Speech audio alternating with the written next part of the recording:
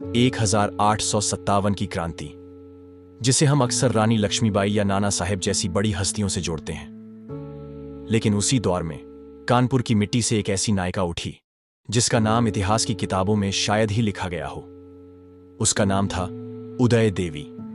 उदय देवी किसी महल में जन्मी रानी नहीं थी। वो तो एक साधारण किसान परिवार की औरत थी जो खेतों में काम करती, घर संभालती और मिट्टी में पसीना बहाती। मगर जब अंग्रेजों का जुल्म गांव की चौखट तक पहुंचा तो उनके भीतर आग भड़क उठी। उन्होंने ठान लिया कि अब चुप रहना गुनाह होगा। उन्होंने अपने गांव की औरतों को इकट्ठा किया। वो औरतें जो कल तक घर की देहरी और खेतों की मेड़ तक सीमित थीं, आज हाथों में तलवार और बंदूक उठाकर अंग्रेजों के खिलाफ खड़ी हो गईं। दिन में खेती और रात में युद्ध की तैयारी। हंसिया और दरांती ही उनके हथियार बने। कदमों में डर नहीं, आंखों में सिर्फ आजादी का सपना। जब कानपुर की लड़ाई छिड़ी तो उदय देवी अपने साथियों के साथ मोर्चे पर उतरी।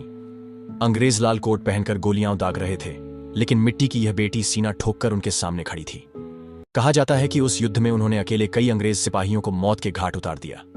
उनकी तलवार की धार से दुश्मनों के हौसले चूर चूर हो गए।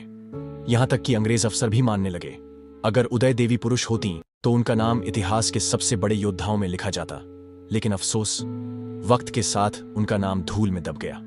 न किताबों में जगह मिली, न फिल्मों में छवि। आज बहुत कम लोग जानते हैं कि 1857 की लड़ाई में उदय देवी जैसी एक साधारण ग्रामीण औरत ने भी अपनी जान कुर्बान की थी।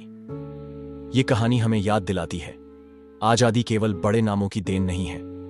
ये उन अनसुने चेहरों की भी है जिन्होंने बिना नाम और शोहरत पाए अपनी मिट्टी के लिए आखिरी सांस तक लड़ाई लड़ी।